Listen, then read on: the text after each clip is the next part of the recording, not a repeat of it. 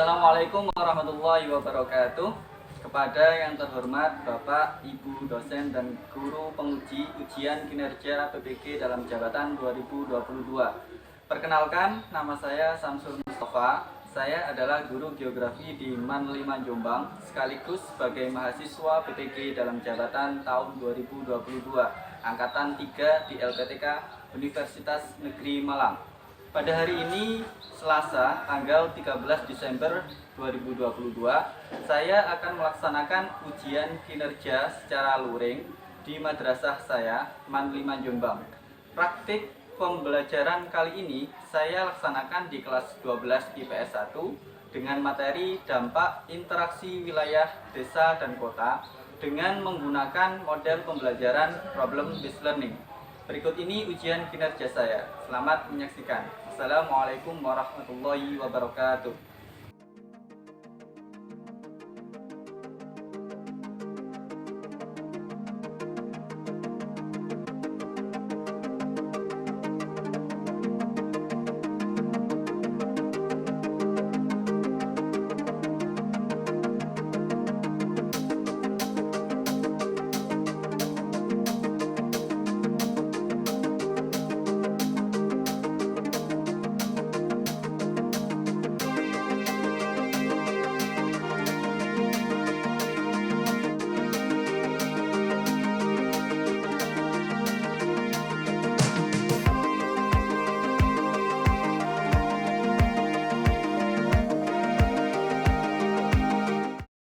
Assalamualaikum warahmatullahi wabarakatuh. Waalaikumsalam warahmatullahi wabarakatuh. Gimana kabarnya hari ini? Alhamdulillah. Alhamdulillah. Baik ya. Sehat semuanya? Sehat. Alhamdulillah. Semoga kita selalu diberikan kesehatan oleh Allah Subhanahu wa taala agar kita bisa tetap sekolah, bisa tetap mencari ilmu dan menambah wawasan. Oke, sebelum kita mulai pembelajaran kali ini, mari kita berdoa bersama-sama agar pembelajaran kita kali ini bermanfaat dan mendapatkan barokah. Amin. Oke, silakan ketua kelas untuk memimpin berdoa. Bismillahirrahmanirrahim. Raditu billahi rabban wa bil islami dinan wa bi Muhammadin nabiyyan wa rasulan rabbi zidni ilma warzuqni fahman bi rahmatika ya arhamar rahimin. Ahmad Nuril Komar hadir. Ahmad Rohim Faisal hadir ya. Anggunia Maria hadir. Mariati hadir. Masuk semua ini ya. Tujuan kita hari ini yang pertama adalah mempelajari tentang dampak perkembangan kota terhadap masyarakat desa. Nantinya untuk penilaiannya adalah berupa tes, soal, bentuknya uraian menggunakan aplikasi Google Form. Yang kedua, mampu menyajikan laporan hasil analisis dampak interaksi desa dan kota dengan benar. Nah, untuk penilaiannya berupa observasi. Nanti kita juga melakukan diskusi kelompok dan saya nilai keaktifannya dan juga pengembangan karya yang dituangkan dalam bentuk kertas manila nanti, infografis dan juga berupa presentasi. Nah, itu tujuan pembelajaran kita pada hari ini. Nah, ada yang bisa menjelaskan tentang gambar ini? Oke, Mariati, silakan bisa menjelaskan gambar ini. Interaksi antara kota dan desa yang berupa barang, uang, tentunya urbanisasi. Oke, jadi ada interaksi antara wilayah desa dengan kota ya. Baik itu nanti berhubungan dengan tenaga kerja maupun ide, informasi dan sebagainya. Oke, dari interaksi ini pastinya nanti ada dampak yang ditimbulkan ya. Dampak itu baik berupa dampak positif maupun dampak Negatif baik bagi wilayah kota maupun wilayah desa. Di Kecamatan Moro ini termasuk wilayah kota apa desa? Desa ya. Kira-kira dampak interaksi apa yang ada di Kecamatan Moro? Belum tahu ya? Nah, ini adalah gambar foto udara Kecamatan Moro tahun berapa ini?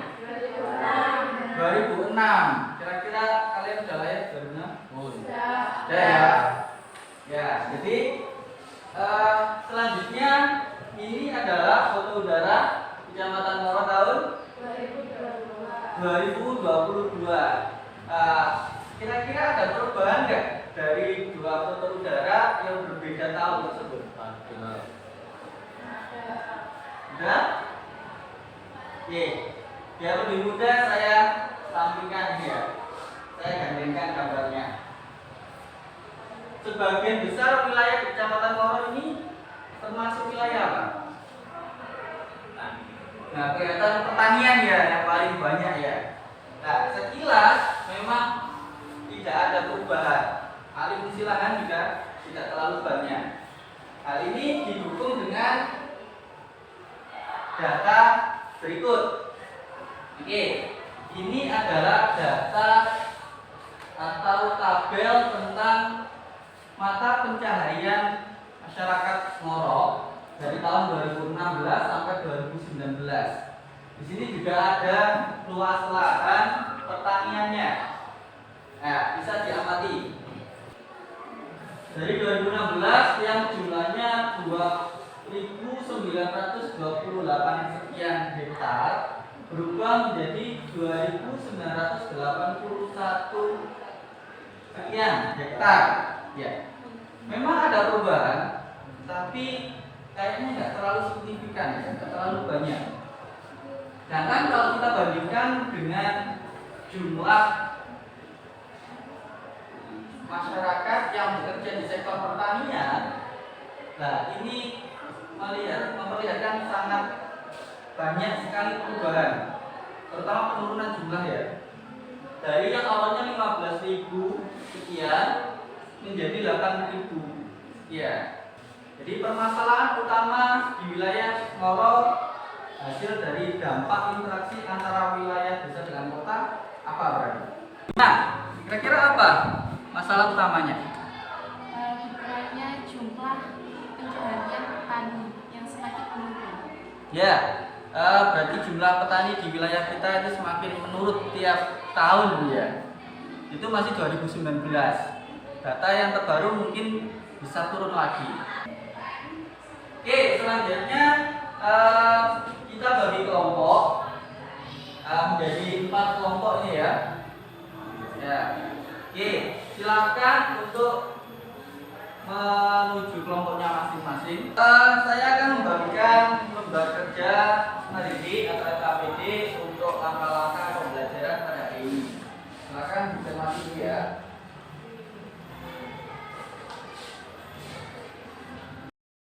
Di LKPD ini silakan dibuka untuk halaman pertama, ada barcode di situ ya. Ini ada barcode berisi bahan ajar. Silakan untuk di-scan, kemudian silakan dibaca sebagai wawasan tambahan pengetahuan kalian mengenai materi pada hari ini.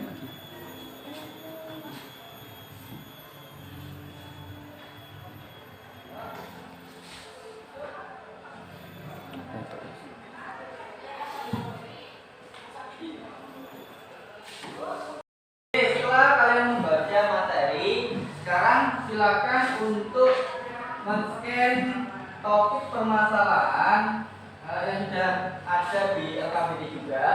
Nanti kelompok satu ya, men-scan topik pembelajaran 1, kelompok 2 topik yang kedua, kelompok 3 topik yang ketiga, dan kelompok 4 untuk topik yang keempat.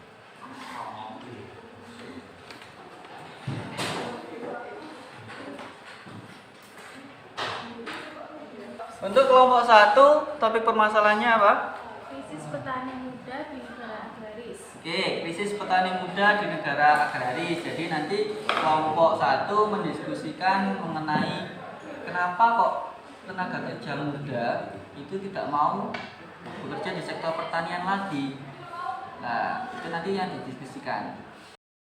Kalian sudah mengidentifikasi permasalahannya, kalian juga sudah mempunyai topik permasalahan masing-masing kan ya.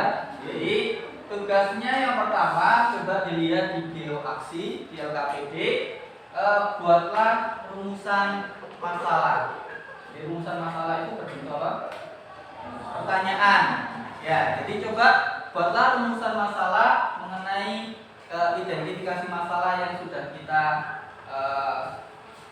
bahas tadi dan juga topik permasalahan kelompoknya masing-masing. Oke, silakan untuk membuat. Oke, kelompok 1 sudah membuat rumusan masalah. Oke, silakan disampaikan. Apakah ada pengaruh rendahnya minat pemuda terhadap penurunan jumlah petani? Oke, jadi itu rumusan masalahnya, nanti coba diselidiki ya. Apakah benar ada hubungannya, ada pengaruhnya antara minat pemuda terhadap penurunan jumlah petani? Oke, itu kelompok 1. Untuk kelompok 2, rumusan masalahnya apa? Apakah ada pengaruh urbanisasi dengan penurunan jumlah petani? Oke, apakah ada pengaruh urbanisasi dengan penurunan jumlah petani? Oke, itu nanti yang didiskusikan dan dicari informasinya ya. Oke. Setelah kita merumuskan masalah, selanjutnya setiap kelompok untuk mendiskusikan, melakukan penyelidikan dan mencari informasi sebanyak-banyaknya terkait dengan topik permasalahannya masing-masing ya. Oke, silakan.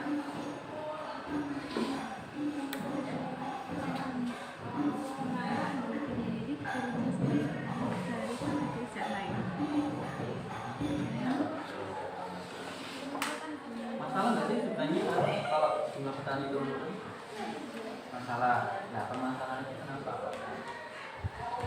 Apa kira-kira kalau jumlah petani menurun dampaknya ke apa? Nah, itu bisa ditambahkan di sini. Mungkin sudah dampaknya dari sekitar dari jumlah petani turun ya. Oh, di sini ya. Ini kelompok 3. Kelompok 3 bahas tentang urbanisasi ya. Kemarin wawancara siapa? Tani. Itu orang yang bekerja di luar di kota. Oke. Jadi kalau semakin banyak orang yang bekerja di kota, nanti dampaknya apa?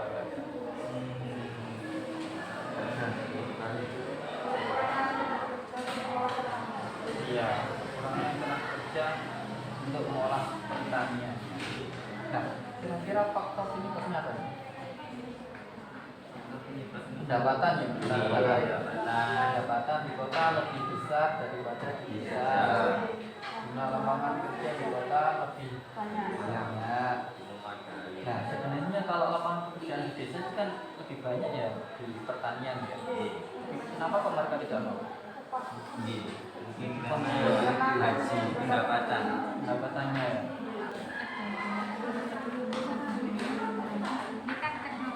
Oke, jadi topik permasalahan sampean kan teknologi atau alat-alat pertanian gitu ya. Nah, dari adanya alat-alat pertanian ini kira-kira ada pengaruhnya, ada hubungannya nggak dengan penurunan jumlah petani? Ada yang bisa berkurang, ya bisa bertambah. Harusnya dari artikel yang sudah saya cari ini kan lebih memudahkan petani kan ya. Dengan alat-alat itu petani harusnya lebih semangat sawah, bukan semakin turun. Nah, kira-kira siapa yang berpindah dari petani ke petani ini? Kira-kira yang punya lahan atau yang hanya petani saja? Jadi rata-rata adanya alat mekanisme pertanian ini itu sebenarnya memudahkan para petani yang punya lahan. Nah, sedangkan buruh tani itu tergeser karena dengan adanya alat ini, buruh tani tersebut nggak punya pekerjaan lagi kan. Nah, jadi petani yang punya lahan ini lebih memilih alat-alat ini karena pertama lebih cepat, biayanya lebih murah, ya kan? Apalagi ini dijelaskan di sini. Sebenarnya hubungannya apa? Jelaskan. Nah, yang berpindah itu sebenarnya bukan petani yang punya lahan, tapi yang buruh tani. Oke. Ada masalah? Semakin banyak orang yang menjadi data, sedikit orang yang menjadi sektor pertanian, sehingga ini mempengaruhi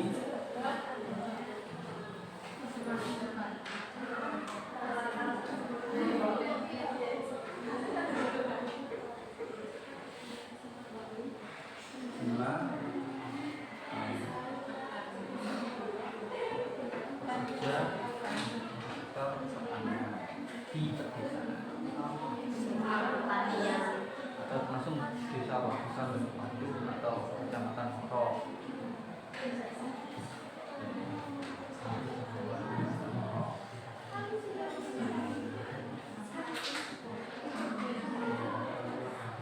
Kemudian untuk selanjutnya dari hasil yang sudah kalian diskusikan itu coba tuangkan ke dalam kertas manila ini. Ya, buatlah infografis sebagai bahan presentasi nanti.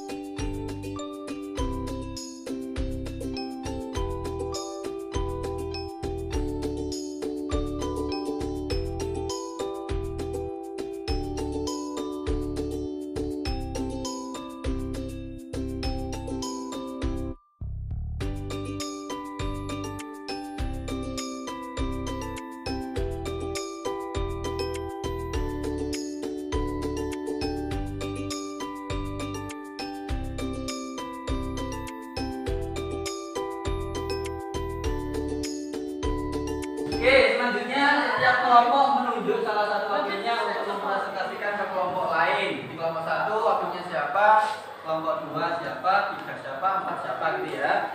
Kemudian yang ketiga, setiap kelompok 1 mempresentasikan ke kelompok 2. Urutannya kelompok 1 nanti mempresentasikan hasilnya ke kelompok 2. Kelompok 2 mempresentasikan ke kelompok 3. Kelompok 3 mempresentasikan ke kelompok 4. Ya, saat teman kalian mempresentasikan hasilnya, nah, tugasnya apa? Tugasnya mencatat informasi dari kelompok yang mempresentasikan.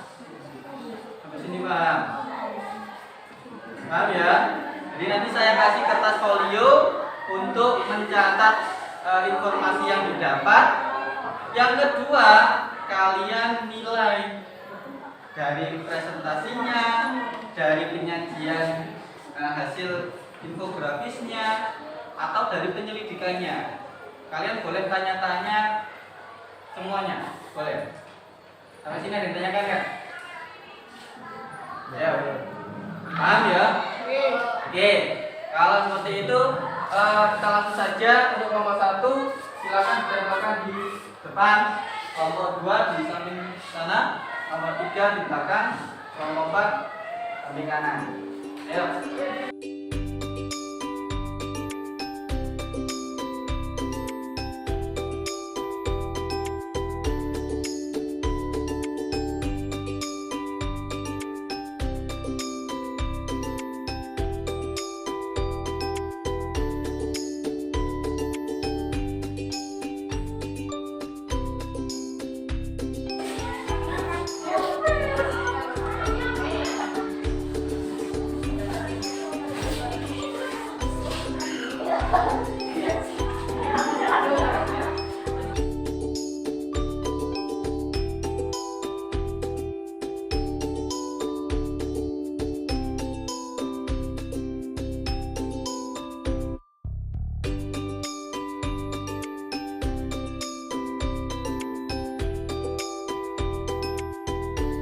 Berdasarkan hasil kegiatan wawancara yang kami lakukan bersama teman-teman, kebanyakan masyarakat berpindah profesi dari sektor pertanian ke sektor yang lainnya. Perpindahan tersebut disebabkan karena adanya disparitas atau perbedaan pendapat antara pekerja di sektor pertanian dengan pekerja di sektor yang lainnya. Yang kedua, tidak mempunyai keahlian khusus di bidang pertanian. Yang ketiga, minimnya penggunaan teknologi. Keempat, sebagian besar masyarakat tidak mempunyai lahan pertanian sendiri untuk dikelola. Dari faktor permasalahan tersebut akan berdampak pada keadaan pertanian di Indonesia. Ini merupakan bulan data dari kelompok pertanyaan sudah berapa lama berprofesi sebagai petani? Petani berprofesi selama 15 tahun. Bagaimana perkembangan pertanian dari tahun ke tahun semakin berkembang dan munculnya alat pertanian baru. Apa perbedaan Anda memakai alat canggih atau menyuruh buruh tani? Dengan alat canggih mengurangi biaya produksi, sedangkan dengan menyuruh buruh tani semakin banyak mengeluarkan biaya. Faktor penyebab dari teknologi pertanian bisa menurunkan biaya produksi, mengurangi kerusakan pada produksi pertanian, meningkatkan produktivitas lahan pertanian. Dampak yang ditimbulkan dari teknologi pertanian. Setelah pengertian urbanisasi, kita lanjut ke faktor penyebab urbanisasi. Yang pertama yaitu karena pendapatan di kota lebih besar daripada di desa. Mungkin banyak orang di desa bekerja di kota, mungkin pendapatannya lebih besar karena orang di desa lebih tertarik bekerja di kota. Yang kedua yaitu jumlah lapangan kerja di kota lebih banyak. Mungkin banyak bos-bos besar di kota yang membuka lapangan pekerjaan di kota. Yang ketiga yaitu gaji yang didapat di pabrik gudang garam.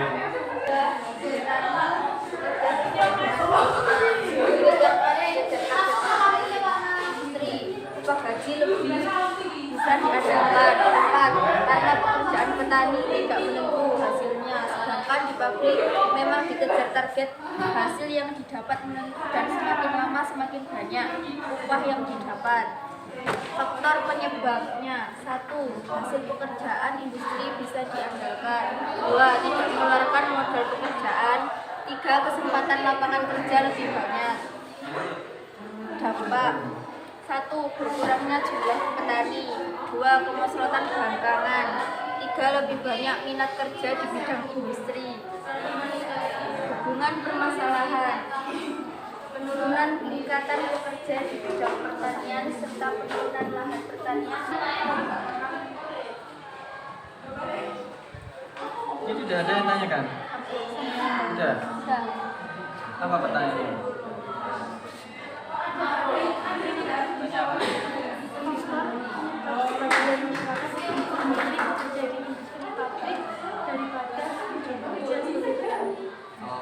Apa? Maksudnya apa? Adanya hasil pekerjaan industri yang bisa diandalkan.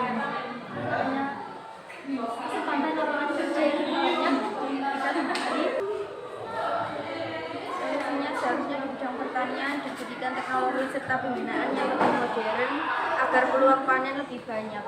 Oh iya. Jadi sebenarnya orang-orang pindah bekerja di pabrik itu pertama karena pendapatannya udah pasti kan ya. Sedangkan kalau di pertanian itu kan nggak pasti. Nah, yang kedua mungkin kalau ada teknologi yang modern itu anak muda banyak yang ingin jadi petani juga. Ya, mungkin bisa ditingkatkan teknologi di bidang pertanian. Bagaimana upaya krisis petani muda di negara agraris? Nah, kira-kira untuk meningkatkan minat kaum muda untuk kembali ke bidang pertanian itu apa kira-kira? Memberikan teknologi Teknologi yang seperti apa, Ma? yang memberikan kemudahan dalam proses kegiatan bertani di sawah. Memberikan kemudahan. Contohnya apa? Alat untuk menanam, Alat untuk menanam, panen, baja juga ya. Ya. Ini nggak ada ditanyakan? Dan Nggak paham tadi ya? paham. Alhamdulillah.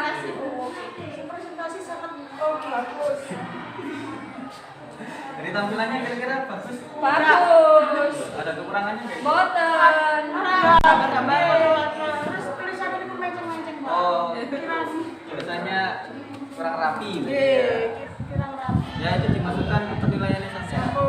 Ya. Pun.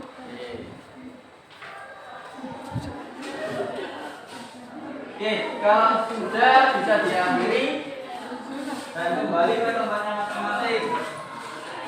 Silakan didiskusikan kepada kelompoknya masing-masing mengenai presentasi dari kelompok yang lain tadi ya. Jadi, kekurangannya apa, kelebihannya apa,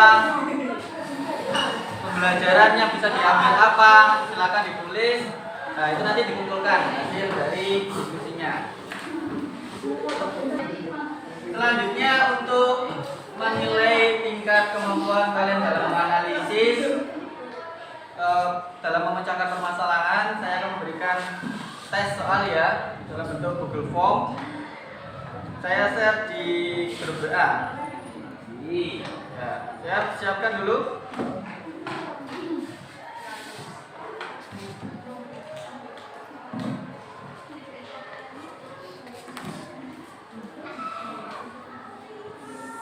Oke, sudah saya share, silakan dibuka, diisi identitasnya, kemudian dikerjakan.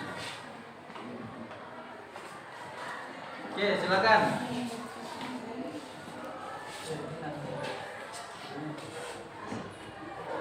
Gimana?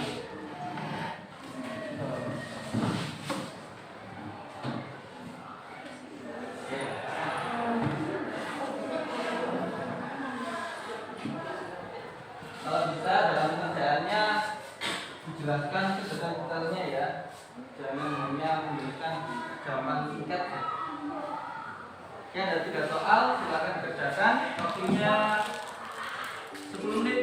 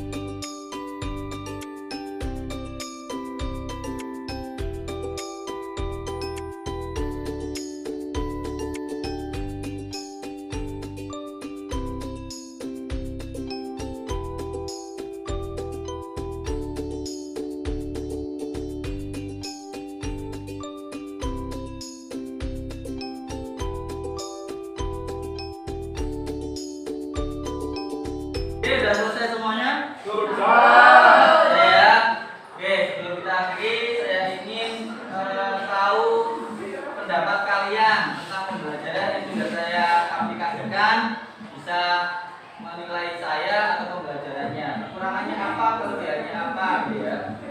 Tolong berikan komentar atau saran di kertas ini.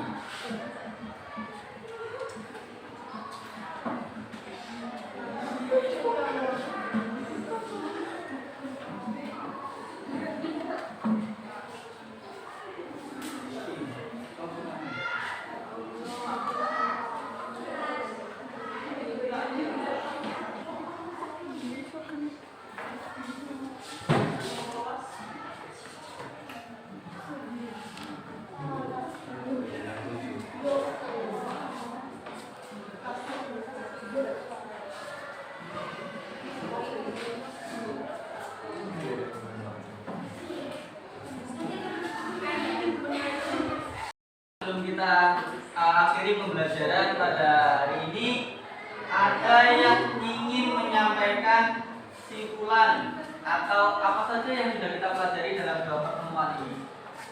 Ya, katakan ada yang ingin menyampaikan? Oke, saya tunjuk Anggun, mungkin bisa memberikan kata-kata kesimpulan apa saja yang sudah kita pelajari dalam dua pertemuan ini. Kami lebih memahami Jadi,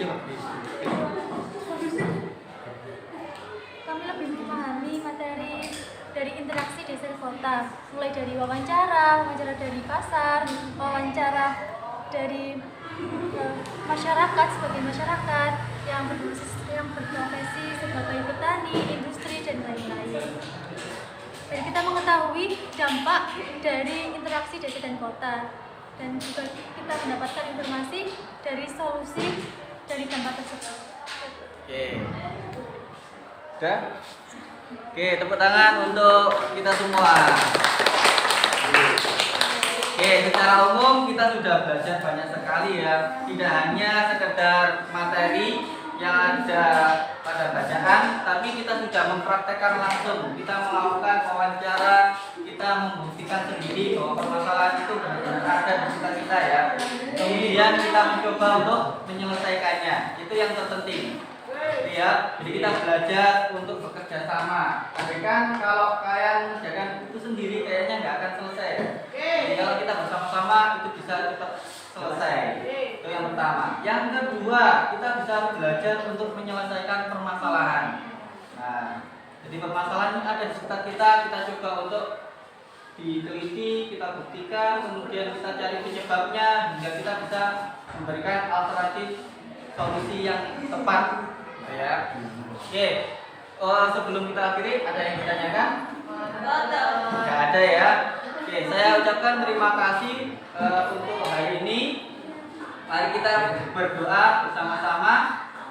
Kita membaca hamdalah untuk mengakhiri pembelajaran pada hari ini. Alhamdulillahirabbil alamin. Oke, sekian dari saya. Kurang lebihnya saya mohon maaf. Saya akhiri. Assalamualaikum warahmatullahi wabarakatuh. Waalaikumsalam.